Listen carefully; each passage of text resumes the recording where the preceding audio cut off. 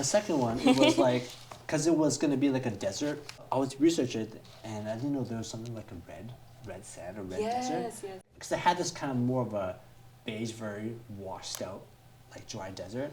And it still worked, but I felt like this was more bold to go with a darker orangey red color. Yeah. And it kind of stood out, especially when you pull back from it. So that was really fun to play with the colors in this one that was more orange and blue.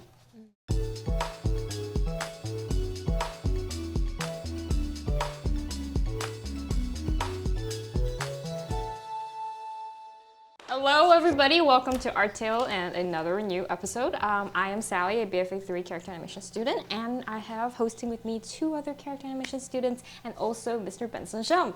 Yeah, hi, my name is Stella. I'm also BFA 3 character animation. Hi, I'm Arya. I'm BFA 3 character animator. Hi, I'm Benson. I'm an animator and children's book author and illustrator. Awesome. Yay! Okay, so we have some books by Benson over here, and today we are going over kind of like 3 different topics. Okay. We are interested about your work in animation and then also your work in illustration. And it's just really cool to see that you're doing both at the same time. So we're also going to delve into just you as an artist and doing both of these works and how you kind of continue your practice as an artist. But just to kick it off in a really simple manner, we know Zootopia 2 is coming out soon and Yes. you worked on it. So how was it working on Zootopia 2? And we're super excited about the movie, so is there anything you can tell us? Oh, thank you. Yeah, I'm excited. I got to work on the first film, so it was nice to revisit these characters again for the second film. And this time I actually got the opportunity to supervise on a few of the characters. One of them was Nibbles, which is the beaver character, is a new character. And then there's Dr. Fuzzby, who was a little quokka. She's like the therapist. She has to wear the pink sweater. And then there's a character named Sheldrick, which is like a tortoise, and a few other characters as well. But yeah, it was cool to kind of dive back into that world. And Nibbles is from like the Marsh Market area, so it's all these pinnipeds. I didn't even know what a pinniped was, so I'm learning a lot about that. These term pinnipeds are like I may be wrong, but just like seals and sea lions and all those kind of I don't know if Mammals? animals. Right? I'm not sure. I don't Fish? know. Sure. Reptiles? Watery. So Okay. they have fins. Yes, yes. But yeah, so it's kind of exploring that world and how they move and how we can. I think the challenge with that one was like, how much do we make them bipedal and how much do we keep them more animal-like? And I think the directors wanted for that Marsh Market to lean more into the animal-like character, because I think early on, one of our other animators, supervisor Val, who was supervising those characters, tried animating them more bipedal. It didn't really quite fit, so then we kind of leaned more into the more seal or sea lion type of movement in them. So that was a fun challenge for this film as well. So yeah. Yeah, I mean, I remember the first Zootopia. I remember looking at your animation reel and seeing like maybe like more bipedal animals in there. Specifically, the muscly buff tiger. The Shakira one is like, hey, like I mean, I feel like you animated so many memorable scenes, like from Disney films. Like I mean, Baymax, that sleepy tiger, that tiger. It's so funny. I was wondering, like, what can you tell us, like if you can tell us, like, what is a 3D assignment or like animation assignment from Disney like? Like, what was the process from start to finish? You know, like receiving the materials and then maybe like generating your own ideas. You know, implementing your own sort of voice in it, and then executing like the performance. I'm just like, as animators, you know, we want to know. Yeah. So there's you bring up a good point, because there's the part where they say explore the character. And then there's the ones that is more like assignment-based, like shot-based kind of thing, right? But let's say, for example, for the tiger dancers, that was more like a test to kind of see, that was early on to test the rig, to see how much we can get from it. And we just got from the door saying, okay, it's a tiger dancer that is a backup dancer for the Shakira gazelle character. And that was kind of it, so just kind of play with it, right? So then I was looking at like references or choreography from like from Shakira and Madonna, Lady Gaga, and just finding bits and pieces and see what I can combine, kind of thing, and see what we can do with the rig, right? Yeah. So that test on my reel was just to kind of play, and that informed the rigger and also the supervisor on what needs, like the deformations of how the muscles and the bodies kind of move, kind of thing, and then they ended up using a lot of that for the film, which is kind of cool. So that was more like experimenting, playing with the rig, and then there's a shot base where you, the board artists do such an amazing job on telling you like the sequence, and you get a few shots within that sequence, and since the director kind of talks you through what the character's thinking and all that kind of stuff, and then you go off and you select a thumbnail, or you do like thought process and references and stuff like that, what you can bring, and then you block out the shot and you show it to them, and then that's when you go back and forth between, is this exactly what the director wants, kind of thing. How many passes do you think you kind of went back and forth with, like?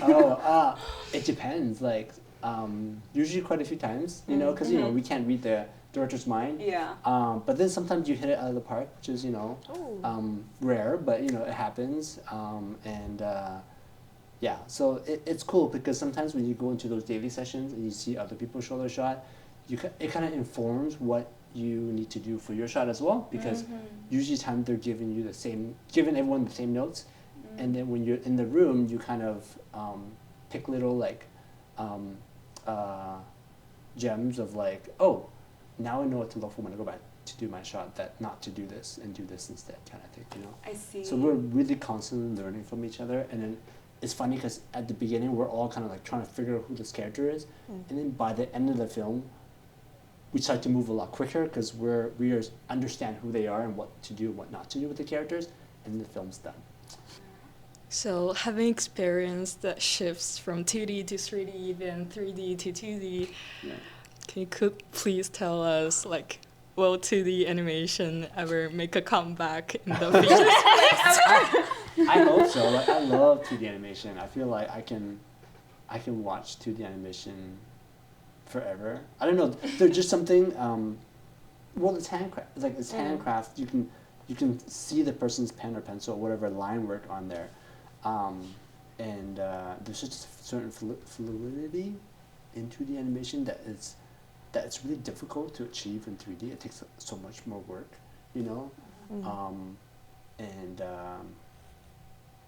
sorry, sometimes my brain sometimes jumps and I forget. Jumping back between 2D and 3D, I hope 2D does come back. I think there is definitely an inkling of more 2D aspect influencing 3D now, like seeing Spider-Verse, K-pop. There's just something that I feel like maybe the industry is either moving towards, where it's a hybrid, or there's more of a 2D element to it, because I feel like it's been that 3D look for so long, and people are starting to gravitate towards something that's a little different now. Looks change and stuff like that, or people's what they think 3D could be is changed. So I think there is going to be more 2D aspect coming into the 3D realm. Yeah, I'm just super excited to see like how does animators combine and blend them together in the future. Yeah, it's really exciting to kind of see what Sony is doing, because I feel they're really pushing what 3D can be.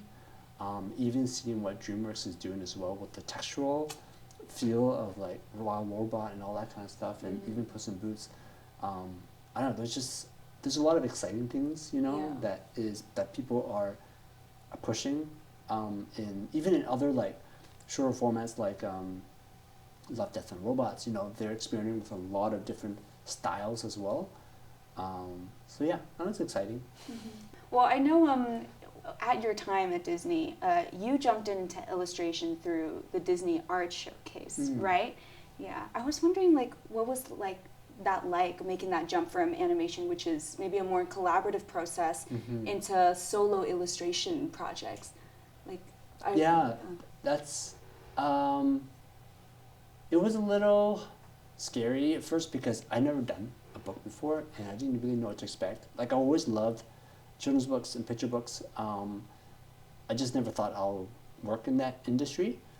So when I was making it, I really didn't know what I was doing. Like, because once that project got greenlit, I worked with Disney Hyperion outside of the studio, and I just worked with the editor and the art director, and like there's a lot of things I didn't know what I was doing, so I would draw the way I thought it would be, and then I learned like there's something called a page turn.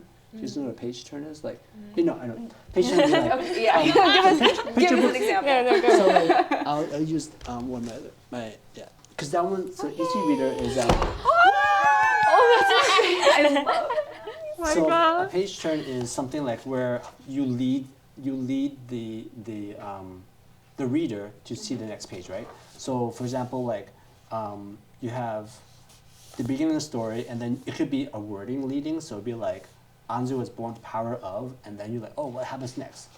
And then you turn, page turn. So at one point, this page was actually spots like this, you know, of Anzu doing this. This was actually here before. But then working with the art director, they're like, since we're gonna turn the page, let's have a splash, so then we just have one full single page. So stuff like that was something that I learned between like single spots, and then also you have spreads, right? So a lot of it was like leading the eye to turn the page. So the character would usually be facing this way. This is so Thank you. Yeah, so it's like leading the character to turn to the next page, right? Whether that is visual or whether that's with text. So that's something like a page turn out. That's something that I was learning as I went. So little stuff like that was through the first book, and then I started to apply that knowledge to subsequent books afterwards. Yeah. That kind of thing. It's Yeah. interesting because your pages have such a filmic quality to them. I feel like when you're flipping them, it kind of looks like an animation, like, especially with like the Anzu and then the smash with the rock. Yeah. Oh, thank you. I can see the influence there. Yeah.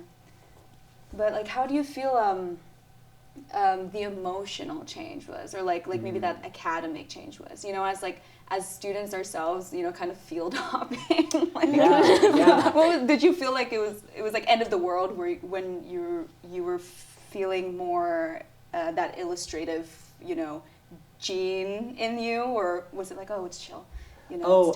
I think for me it was kind of exciting to kind of it was scary to try something new, you know, to learn to be in a different industry. But the exciting part was that I get to draw again, because I feel like when I was in 3D, I just stopped drawing for a long time. Like I would thumbnail all the time, but most of my day would be on the computer moving the puppet around, right?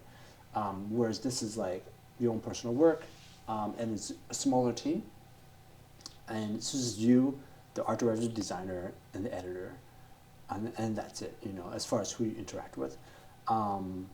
So that was kind of sent to either tell your own stories or create art that is just that they're hiring you to do your vision of it with, you know, of course with the art director and everything, but essentially it's you get more ownership. So in that sense it's kind of fun and exciting. Yeah. Yeah. But the great thing about publishing is that the people in it are just the same as people in animation. I feel like everybody is so generous with their time. They're so kind and empathetic, and so I'm very grateful to kind of like, it felt very familiar, which is great, because like going to like Lightbox or any animation conference, and then going to it's called SCBWI, which is the Children's Book Conference. Same type of people.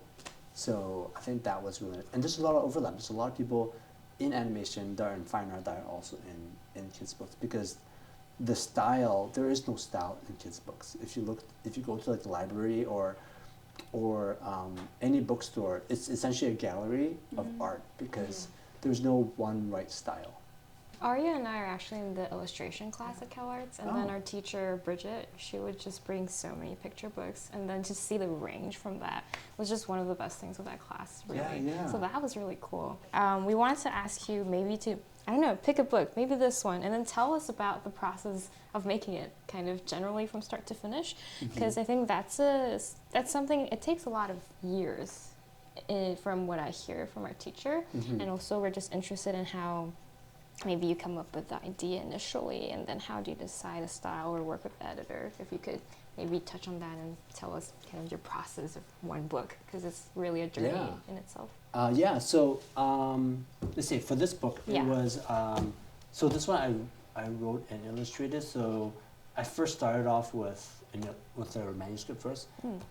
Some books I start with just an illustration inspires a story. In this sense, I started with the script first, and then I was already drawing Anzu in my head and very roughly. Nothing was solidified yet, and once I had roughly the story, I started to create the family and kind of like what they look like, and I already wrote down, like, kind of like when you're developing a story or short film, you kind of figure out who they are, and for them in essence is like what are their superpowers and stuff like that, right? Like, so mom has thunder, lightning, dad has earth, and then grandma over here is fire. And Anzu wasn't sure. So then how do I tell that visually, right? Visually, I wanted to showcase that he doesn't know who he is. So visually, he's seeing himself where it's an empty frame, right? Whereas you have a gallery of emblems of who they are, right? And his is empty right now. So it kind of shows he's still uncertain of what that could be. And so as I was working through that, I start to, like, eventually I draw very, like, kind of like thumbnails where placements of layout, essentially, right? So I'll be like, oh, okay, I want Anzu here, so I'll literally do a circle, and I'll do a circle, like, and then I'll draw out maybe, I'll do that, right? I'll do placements of, I remember doing, this page kind of stayed the same with the mom, where I did draw her here and him over here, and I knew I wanted boxes. So I'll do this for the whole book to kind of get an idea of what the book will look like. And then once I have that, I actually take a picture or something, and I'll cut it into Photoshop, put it in Photoshop, blow them up, and then pretty much make it into like a PDF or something, right, into files. And then I'll start to draw very, very roughly like this, of more accurate of where the character is, and I'll start to place the text in there roughly. And then once I have the whole thing, it's called a book dummy, then I didn't even know what that was until later I went to the conference. Okay. And once you have that, then I'll send that to my agent, my book agent. And then she would take a look at it, and if there was any notes, we go back and forth. And once she thinks it's ready, then she'd be like, okay, let's paint a couple of spreads, so, or a few pages, a couple pages. So I painted this one, and I painted this one, and I think that was all I painted. And then so then she took that, and then my rough sketches from the dummy, and then she'll send that off to the editors. Let me know if I'm getting too into detail, but no, this is lovely. That's great. So we send it to different editors and stuff like that, and then some editors pass on it. Some editors said, "Oh, this might be interesting. Let me take it to my team." So what her team would be like, they would take it to their editorial team, which is a team of our editors, and they try to pretty much go through it and be like, "Do you think it's something that their bosses would want to buy?" Kind of thing, right? And they usually have their notes, and then the editor will come back, be like, "Hey, these are our notes we have. Is Benson interested in revising some of the thoughts we had?" So then I'll revise them, and then we'll send it back. And then once they're happy with them, they'll send it to their bosses. So that includes like marketing, sales, their executive editor, all those people up there. And then that's when they decide if they want to buy it or not. And then when they do, then they'll come back with an offer, and then you go back and forth with that. But once that's all set, that's one thing I want to say, publishing is very slow. So it's, you send in notes, you may not get notes here back for like a month or so, a month or two sometimes, because they're working on multiple books at the same time. Whereas animation's like, here's your notes, can I see it this week or next week, very, very quick. So that was something that I wasn't really used to. So once they buy it, then you work with the editor, and you go back and forth on the manuscript. So they might have some notes on the manuscript first, and then you go back, and that's when the art director gets introduced, or the designer, the book designer. And once the manuscript's done, that's when the designer comes in and works with you on, okay, so maybe we're thinking we'll put the text here instead because of flow and all that kind of stuff. So they're looking at it as in more of a bird's eye view on everything, and then thinking about, so that was the point with this book was, let's make this one into a spread to make a bigger splash, and then we can go move these over here. Let's see. Oh, there's one thing I also work on designers, like you get to pick the fonts, which is really fun. So she would send. I worked with Arya, who's also an amazing author illustrator. She sent me a bunch of different fonts, and it was really fun. Even really small thing, but this I forget. I don't know what font this is. I think this is in the front, but it's very minuscule, subtle differences.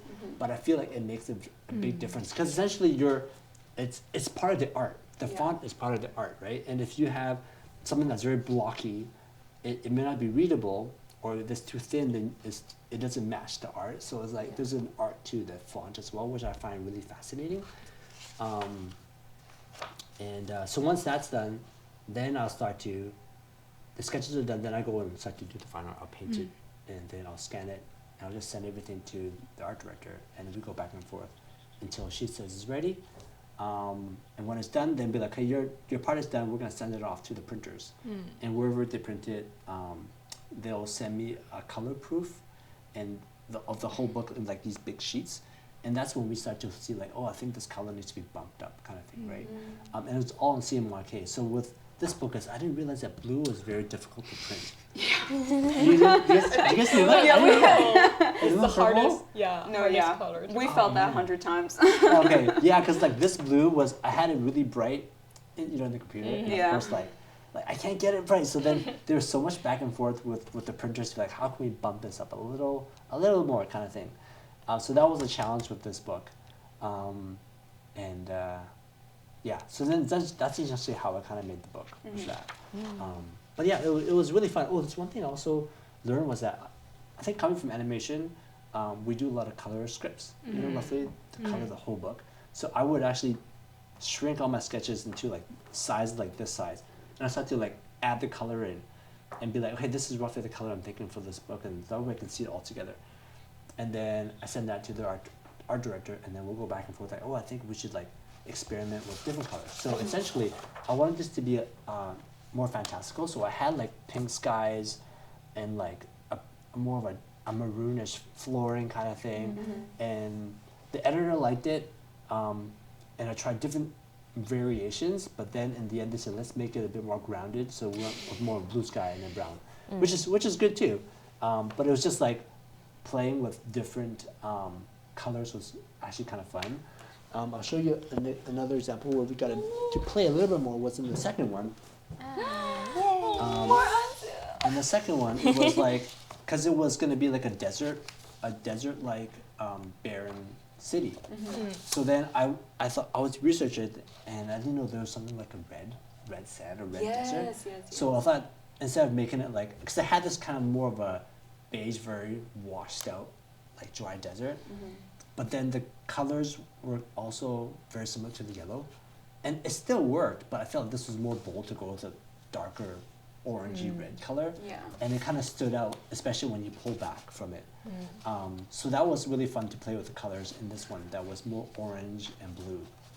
So yeah, so then that was just the color thing was something really fun to play with. But yeah. So I think that's about it. And then, after that was done, then a year later, that's when the book comes out. So you usually have to finish the book a year ahead of time, because they need to like send it off to wherever they print it, and also their marketing team would have to start to like do all their work as well. So that's why books take like a few years to make. Yeah, I have a question. Like, it's just me being curious, because you said you did some supervisor's job while doing the Zootopia 2. Do you want to be an art director for children's book one day? Oh, I don't know if I could do art directing. I don't know. I never thought about that. Yeah, I never thought about that. Maybe that'd be kind of fun. I know. So Aaron Kim, she was the art director on this book. No, she was the designer in this book, and then she got promoted to be art director, which was amazing. But she was also author illustrating as well. So she's a Korean American creator she's in New York. Triple threat. Yeah. So people do that too. Yeah. Okay. Yeah. So I feel like these are kind of like short films. I was just like, you're kind of like the director of these books. Yeah. Yeah, essentially, because when you're whenever you're creating the book and the book dummy and you're writing, you're essentially pitching your short film to like film industries people or book publishers, right? And then, like pitching any film, you're gonna get a lot of rejections, and that's just part of the whole process. And like I feel like in our industry we're constantly being critiqued on our work because it's a lot of back and forth kind of thing, right? So definitely publishing and even in animation we do get a lot of no's, but it does just take one yes to get that book going. So. Do you feel like you have like more creative control when you do the illustration work than animation work? Yeah, I think you do because again, it's a smaller team, right? So for example, would be like for the cover for this book. So I wanted it to be the title to be kind of like a chop seal, like a stamp. And at one point I don't know who's my book designer, her boss, her art director was like, oh, I think we should find a font for this, right? And then she told me that, well, if you don't want to, just let us know, we can try to push back on this, right?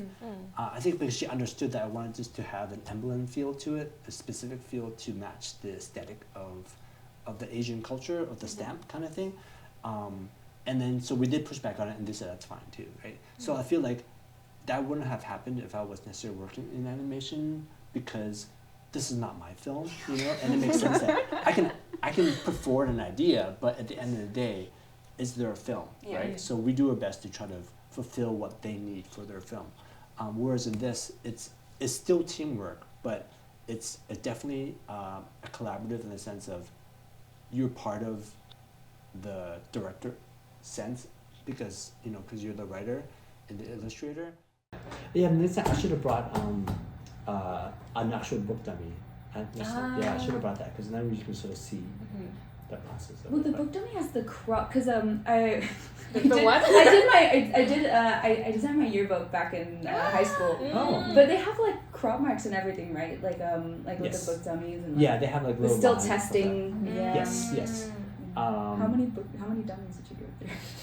Oh, I go through quite a bit, and a lot of changes as well. There's some books where I've done the dummy a few times just because it wasn't really working. Yeah.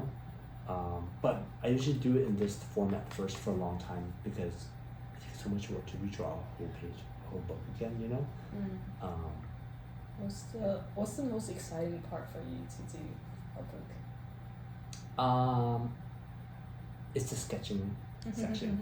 Where you're most creative. What's an idea? Yeah. Because like once that's done, then you have the rest is just execute it, and you're like, oh. Perfect. Technique and everything, We can do it. I'm an artist. The sketching part is the most fun part because that's when you're loose. You're not worrying about the final line. You're not working on making sure it looks perfect. You just want to get the idea. Yeah. Right. How did you find your children's book illustration style? I think working in animation has really helped in that because we have to mimic styles, like every single style that we do for every single job. So when I was working in TV, we had so many different projects and so many different styles that I learned to draw every single one. And essentially, after doing that, and then you start to draw something personal, little things get pulled into your style, and then your style also evolves without you even knowing. Because I remember, I think it was, I was really fascinated by, it's a very graphic style. I don't remember the person's name, but it was just a very simple line art. So I was doing a lot of that. That was when Flash was really big. That's how old I am, because nobody uses Flash. We love Flash. Okay, because it's so easy to use. Some people love Flash. Some people I love Flash. But it's really simple to use, and it's not vector, right? So it's just like, so I was really into that look, and then after a while, I started to become to lean more towards the hand drawn organic look. Then I started to draw like that. I think a big part of it started when I started to use ink and watercolor. Because I was painting with gouache before, which I love, and it has such a bold it's a bold statement, right? So you do very simple shapes. And then when I started to use ink and watercolor, you couldn't be as bold in that sense. It's a different type of boldness that you play with. And actually, when I started doing kids' books, and I got a book agent, I was asking her, do you prefer me to do more of the, the digital graphic look, or do you want me to do more of the watercolor look? And then she preferred my watercolor work, so then I do all my books. Aside from my first book, all my books are done with watercolor. Awesome. Well, we're gonna move slightly away from the illustration topic and jump a little bit back to your early career, because before you kind of went into the animation at Disney and then also illustration, you worked at different countries, and then you worked several different jobs, including VFX stuff on Harry Potter and all that sort of thing. So it was just really incredible how you did so many little things here and there, but also it was a time of kind of like changing, and then jobs where you just have to switch around all the time. We're gonna be graduating soon. So I know probably exciting. Now it's gonna be different from back then, but can you tell us a little bit about how you navigated just finding work when you first came out of studying, and what was that like? Maybe what you even learned through that process that helped you now to be able to do the things you do. Yeah, I been very fortunate to be able to travel for work. So once I've graduated, I always wanted to be a character animator, but there was no animation work, no character animation work, right? So I went into prop design because I got a job to design props for a TV show, and I was like, great, I'll do that. And then it's a TV studio called Atomic Cartoons, and it was fairly new. It was from Vancouver, and then after that, they had a job to do background design, and then some character stuff, and then so I pretty much at that studio I did a bit of everything. So I learned editing, storyboards, colors, everything was done there, which was I was so appreciative to give those opportunities. I think because it was a very small studio, so we all jumped around, helped each other out, and then which helped me with my books as well later on. But after that, then I learned Flash there as well on the job, and got to do some animation there as well, and then I jumped to different studios to do sort of the same thing, but then 3D animation was becoming big again, so then I decided to go back to school to learn 3D. But then when I graduated from 3D, I couldn't find any work in 3D, so I'm back to do 2D again. So I think for me it was like, if an opportunity comes up, just even if it's not exactly what you intended to do, I would try it out, and you can always learn something from it that you can apply to something else later. But while I was doing that, I was also applying to, because they're all contractual work. Yeah. I was applying to other studios around the world essentially. So the UK had something, so that I'm gonna apply to game studio, to VFX studios, and of course got a lot of no's. And then eventually one studio in the UK said yes to a video game studio. So I just flew there. Nothing. I never left. I think the furthest I ever went to was going to Ontario for Sheridan. To learn 3D. That was the first time I went home, and then to go all the way to the UK, I essentially knew nothing. This is how stupid I was. I went there, and the person that picked me up from the airport, because it's a very small game studio, they were super great. And then I remember sitting in the car with him. He was driving me to the studio, and he had this like can of 7-Up that was like this small. I was like, what is that? It essentially looked like a Coke, but just truncated like this. Like so little stuff like that. I was like, this is really cool. But it was scary because I didn't know what to expect. At the same time, I just kind of like went in with an open mind, but like, okay, I'm just gonna figure this out, and I did a lot of stuff by myself, which was scary at first, but looking back, it changed me as a person because I learned to, even the most mundane thing is like how to navigate moving around a different country, like transportation, all that kind of stuff. I went to the movies by myself, I ate by myself, because I didn't know anybody there, and it takes a while to meet people. So I did all that stuff by myself that I would never thought I would even think about doing, because being at home, in school, you have a lot of friends and stuff like that. And it made me more independent, and then learning how to talk to people as well, because like if I didn't try to initiate conversation, I'll be I just be by myself, right? So I forced myself to go out. I forced myself to learn to have a conversation with people, just random strangers and stuff like that. I think that's an amazing opportunity for all of us to do if you do get that chance, to just kind of put yourself outside of your comfort zone and just, of course you want to be smart about it as well, to be safe, but to kind of try and see what that would be like. And that video game studio, I was there for a couple of years, and then I was on my way back to Canada. But then during that time I was there, I also applied to other studios, and then I got hired in London, in Soho area, at a visual effects studio, and I'd never done visual effects before. So then I went there, and I stayed another 8 months on the Harry Potter film, and after that my visa was running out, so I went back to Canada.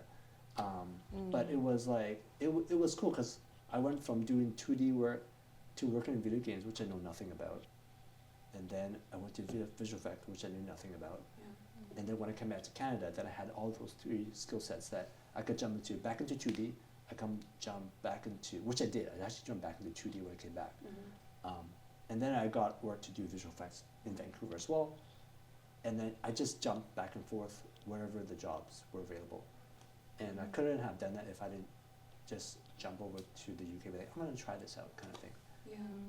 So I feel like you're sort of following like the trends and sort of what would get you a job at that time. I feel like what I'm hearing is like, it's interesting to hear how Canada was sort of like your home base. Like when when the expiration date is coming up on the visa. I mean, we feel it. You're like, okay, back to home base. It's kind of interesting.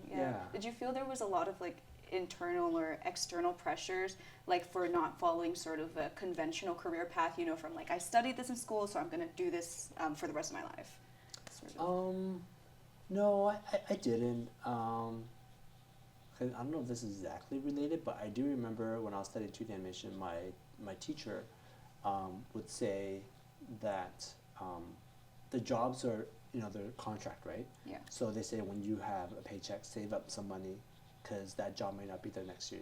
You may not be able to find work after that because of the industry. He's just warning us the industry is very up and down, kind of thing, right? So that was always in the back of my head that, okay, I'm gonna do this job the best I can for this amount of time. So I'm always like, if I know the job's for 6 months, 3 months into it, I'm already starting to apply to other places. Because we know that it takes a while for, jobs just takes a while to even get back to you. So I'm always kind of like making sure that I have something ready to send out in case I get laid off right away, kind of thing. And that's just not to be pessimistic. It's just to be realistic in that, it's our job is service work, right? And sometimes those studios lose the work for whatever reason, right? And not to their fault, and then they have to lay us off because they can't just keep us. So I think it's just always good to be prepared on like what's to come later. Right? And if I know that my job's in 6 months, I'm not gonna like spend a ton of money because I know, unless I have a job line, I'm like, okay, maybe I can have a bit of leeway, kind of thing. So in that sense, I feel like I'll see where the jobs are, and then I'll just go with the flow, kind of thing. And even if it's not exactly what I do, I'm still in the industry, and it would lead back. The funny thing is that when I've always wanted to work for Disney since I was a kid, but I forgot about Disney for a long time, like Disney and Pixar, because once I got out of school, I was like, I want to work for Disney, I want to work for Pixar, and I couldn't get those jobs because I applied and got rejections or just didn't hear anything. But then I got into TV and I loved it, and a lot of it's the friends that I make in those studios are amazing, and then I forget about working for Disney or for Pixar, whatever, and then from there I say, oh, there's a job in London. Okay, let's just go there. Work in video games. I don't play video games. I played video games when it was 2D, when it was like that. When it came to 3D, I didn't really play it, so I didn't know what video was like. But for me, it was like, oh, I'm gonna go live in a different country, and that's exciting for life, kind of thing, right? So then I went there, and I loved working with people there, and then I thought, oh, I'm gonna go in visual effects. Why not? I'm gonna go there, and I just didn't really think about Disney forever. And then once that was done, I came back to Vancouver, did 2D again, loved working there, and then Sony opened up. That was when Sony first opened up in Vancouver. Went there, and I was doing visual effects work and CG animated work. And I loved working there, it was great. And then Tangled came out, and I was like, oh, that's when it reminded me, and I was like, oh, Disney, oh yeah, that's right, I forgot that. Maybe I should try again. So then I put my reel together while I was working there because, you know, my contract was gonna done soon. And then I went to CTN, met someone there, showed my reel, and that's how I kind of got to Disney. So it was like, it probably was in the back of my mind, but I was just enjoying being in the moment and not thinking about, I gotta be here. You know, I feel like when you have that mindset of like, I need to be here, and that's my end goal, it's great. But then you also don't want to miss the opportunity that you have right now with the people that you're with. You know, a lot of the times I felt like after a while, I was recommended by friends to jump from studio to studio because you build such a great relationship with people that the community will support you. You all support each other to move forward instead of just trying to jump to the top, you know. I feel like if I came from school and went direct to Disney, which would be great, I would have missed out on so much life experience that I wouldn't have gotten if I just jumped to Disney. I would have gotten there faster and probably still have great experience, but I feel like all these little avenues that I went through kind of shaped me as an artist and as a person to get to where I am.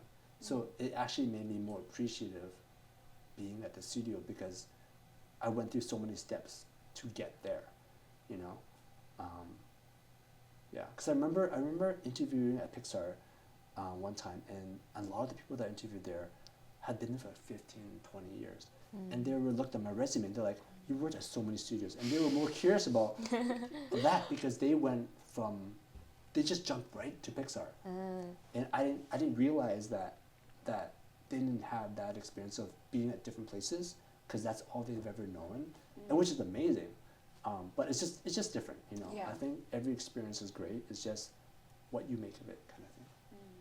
Was the learning curve hard? Like because you say you're trying all these new things.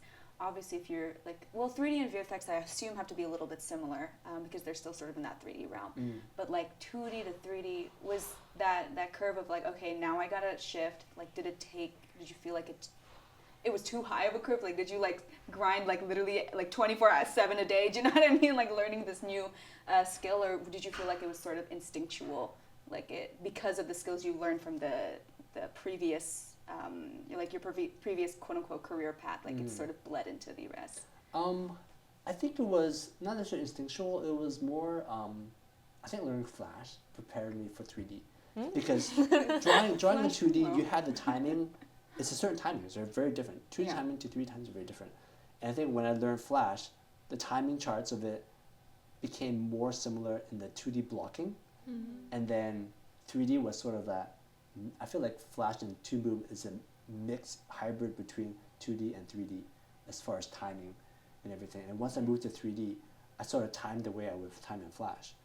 And the thing with 3D is like, how do I make this visual look as 2D as possible? So I learned that from Hotel Transylvania in the first film, working with Gendy, because he would always be like, one thing it was stuck with me was like, would you draw this like this? So for example, if you have a 3D character and the camera's here, and you 3/4 this way, right? You might see a sliver of the eye. He's like, just turn it profile, or just turn it so you see the other eye, because you would never draw just a sliver of the eye, you know, on this side, and you see the whole eye. So that made me look at 3D in a 2D sensibility, and that actually makes it just looks more appealing because that's how you would draw it, right? Yeah.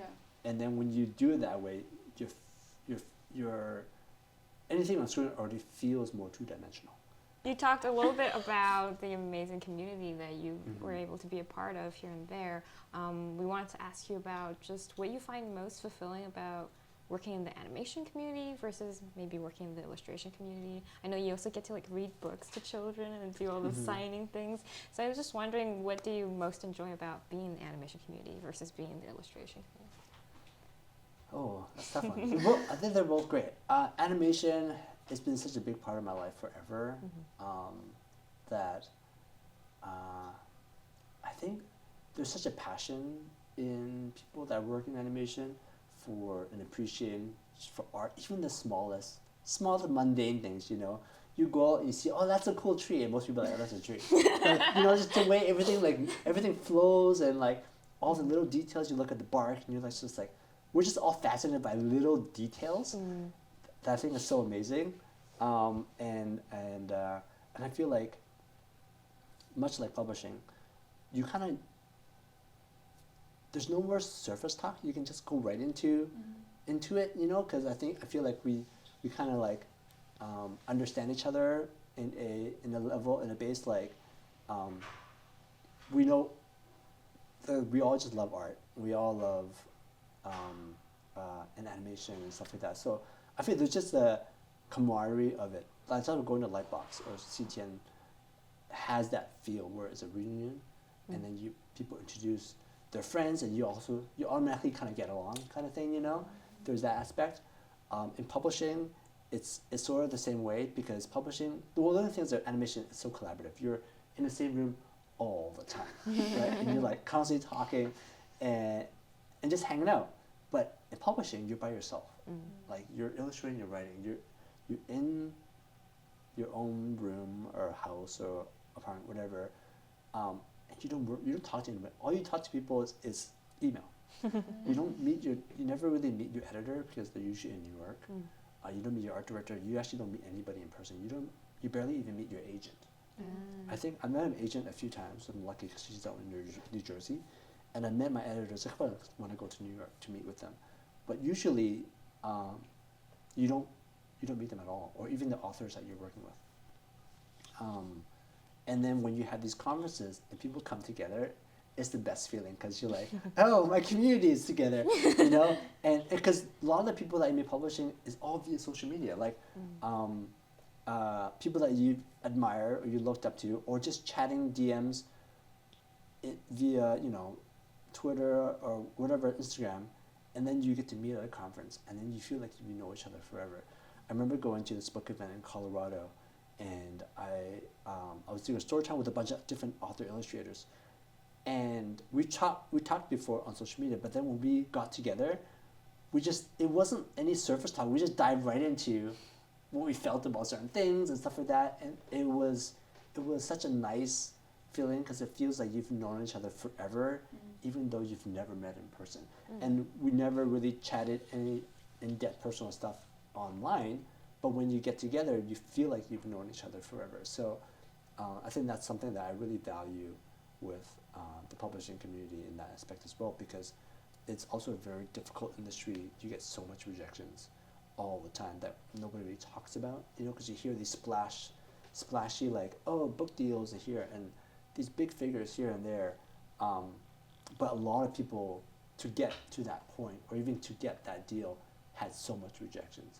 And I feel like there's that sense that we all have gone through that kind of thing. And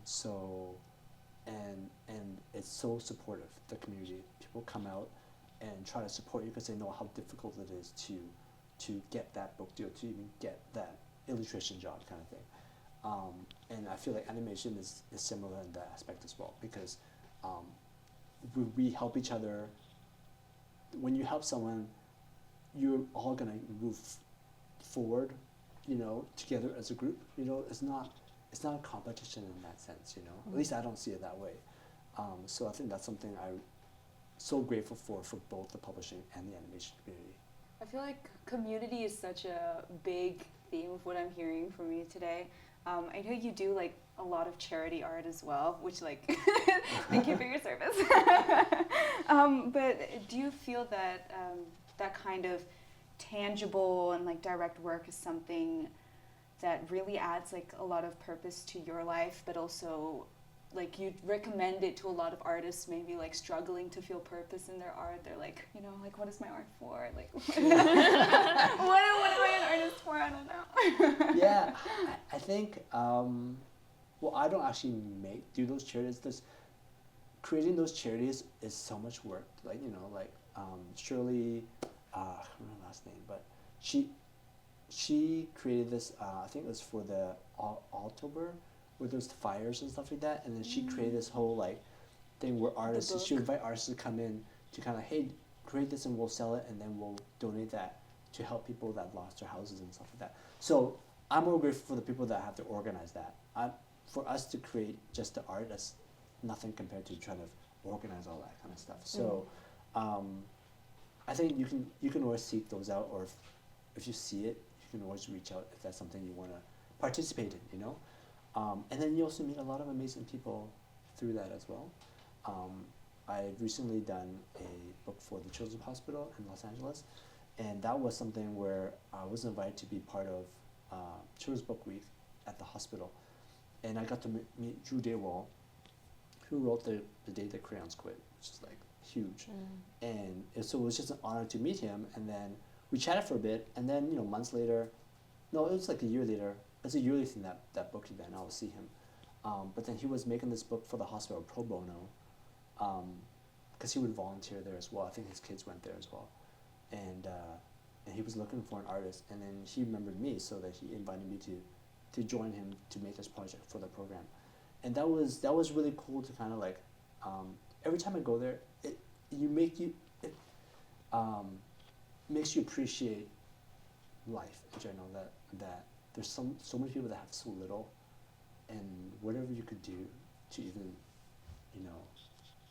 be a part of their day or make them smile kind of thing, because I just sit there and I just give them the hospital brings in these free books and everything, but it's, I don't know, I always have really it just makes you grateful for life. Whatever you could do, just kind of help right in the day. A lot of it, of course, the nurses and the program there that created it. So we just a small part of our art, because the thing, when you create art and you put it out, not necessarily for anything, just put it out there, I think that helps a lot of people, it just brightens people's day, I think, when artists create something. So it's sad when I know we shy away from like putting stuff out there, but somebody, I'm sure, love what you did, or love what you're making. So even if it doesn't get all the likes and all that it doesn't matter at the end of the day, because you're producing something that comes from you, and when it comes from you, someone's always going to relate to it. And I think that comes whether that's writing, or whether that's making books, or whether that's animation. So I think that's why I don't know what I'm saying anymore. It's a philosophical question. Yeah. I'm curious, if you are a recent student who graduated today, what would you do to like get you foot in the door, like get a job in animation or illustration? Yeah, it's tough right now. Like I'm sure you guys know. Don't we know it? I know it's such a completely different game right now, like in the industry, and I think a lot of studios are figuring it out as well, and a lot of people right now, students or just people out there right now that are working on trying to figure it out. I think you guys know, keep creating art, but going to whether it's Lightbox or any type of conferences, just to kind of like connect with people in general. I think that it's important to do, and I think we tend to, I know for me, I was always like, I need to just do work, I just sit home and just draw all the time, but I think a big part of what we do is what we can bring to the table. So if you have the opportunity to go, whether that's going out with friends, traveling, which can be difficult, but like just doing life stuff, experiencing life stuff, that will bring a lot more to your work than just sitting at home or just drawing all the time. It'll bring a different perspective. Watch a lot of movies. Be curious about why things are the way they are, because that will change the way you draw. That will change the way you think about what you draw. And when people see your art, they'll be like, I've never seen this type of clothing before. You know, if it was because you've obviously researched it because you were curious about this, you brought something that we've never seen before. I think that will stand out in people's minds, and that's how they remember you as well. Yeah. What are like some personal hobbies of yours, or that like life moments that like it's just like super fun? I don't know. My friend Kati, who doesn't live here anymore, she's amazing. So she was one of the early people that I met when I first moved to Los Angeles, and she was actually what got me into watercolor and inking, because that's how she would paint. She would paint so loosely, and it's beautiful work. And then she would let's just have a painting day, and for fun, right? So we would go over there and we would just paint and draw, and we'll just chat, and whether we have tea, coffee, wine, whatever it is, and we'll just have dinner, and then we'll just paint, and most of the times we might not even make anything that's nice, or she would, but I think the idea is to really just hang out and just talk about, she's from Spain, so I'm always curious about her life there and what she's into, or vice versa, and I think it was just getting to know people and getting to know, I don't know. I think it's just their thoughts. What are their beliefs and why do they like this art and have a discussion. I think that stuff. I think it's so. I don't know. It's just so fun, and I think as I get older, I appreciate those moments of just hanging out with people and not necessarily doing these big lavish events and stuff like that. I just want to chill, just hang out, and just talk about random, mundane, stupid shit. Stupid stuff. And then if you happen to be creating art, then you're creating art. If you don't, then that's fine. Yeah, I don't know. I feel like that is what I love doing now. Yeah. Let's go painting. Let's go make dumplings. Yeah, make dumplings together. Figure out, find, I know during the pandemic, we, look for recipes, let's just, let's all make dumplings together on Zoom. On Zoom is another level. That's what we did. Because we can't see each other. So we would, find this recipe, and then we'd be okay, I'm going to go to Nine Ranch, I'm going to get all the stuff, and I'll just deliver it to your place, and then we're just going to make this together.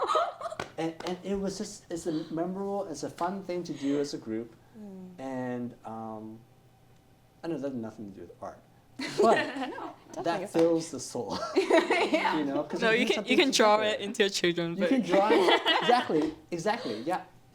So, I actually made a dumpling recipe for this book, actually. Oh, yeah. As an activity. So it's just like little things like that. I feel like you create that community aspect, and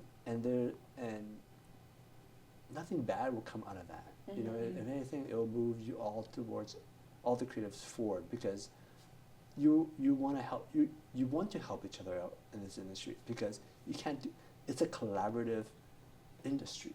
You can't do it by yourself. So the bigger your community is, the better I think it is for everyone. Awesome. Yeah. We love community. Well, that was all the questions we have for you, but we also do a little section at the end with most of our guests. Is if you have any questions for us as students of animation today, anything you're curious about that you might want to ask us. Wait, so just to understand, you guys are in 2D character animation? Yeah. Yes. Pretty much. We don't have that many 3D classes, No. but people can do 3D. Yeah. Oh, okay. So it's called character animation. And then do storyboarding. There's sections for biz dev. Oh, so you go through every single Yeah, department. and then you sort of just decide Yeah. I kind of feel like doing this. You pick your priority class, and then you just kind of ignore the no. Priority. Yeah. That's how we're doing it. Yeah. So what are you guys specializing in then? Are you most interested in biz dev? Yeah. Story, hopefully. Sorry. I'm interested in animation, but Okay. we'll see. Yeah, we're all from Yeah. all different sorts. of Follow the places, I river. guess. Yeah. Do you guys? I know, we're talking about. You work for Disney, or you work for I know everyone has. Some people don't want to work in feature. They want to work in TV. Is there a preference that you guys prefer, or even games for VizDev? Like, like I there's don't a know. variety of stuff. I just want to try everything out. Oh, Yeah, nice. yeah. That's nice. Yeah. It's coming. Now we start singing. You know? It's coming out soon, right? The second movie. Yeah. With a new song. My favorite company is Pixar. Childhood favorite. Yeah. I think I just really like their emphasis on story and also their collaborative team and the whole founding of the company. Yeah. So anyway, I'm just motivated by that entire concept of like being interested in good storytelling and then bringing together people who care about story and use technology to support that. Yeah, So I think it's like Pixar specifically, but also very generally that kind of mentality that I aspire to. Oh, cool, Yeah. cool. Yeah. Yeah, I feel like I've recently been very into like Cartoon Saloon, Uh-huh. sort of like the Yeah, more yeah. like 2D design focused animation companies. I really love like first of all their sense of design, but also their focus on like folktale and culture. I feel like that really speaks to me. Yeah, I don't know, but you know, And you get to live in Ireland. Yeah. Like, how cool is that? of course. Be in a different country too, right? I know. So, And that's what I'm saying, right? Living the life. So yeah, explore, travel. yeah. That's the dream, really. Yay. Thank Thank you for watching.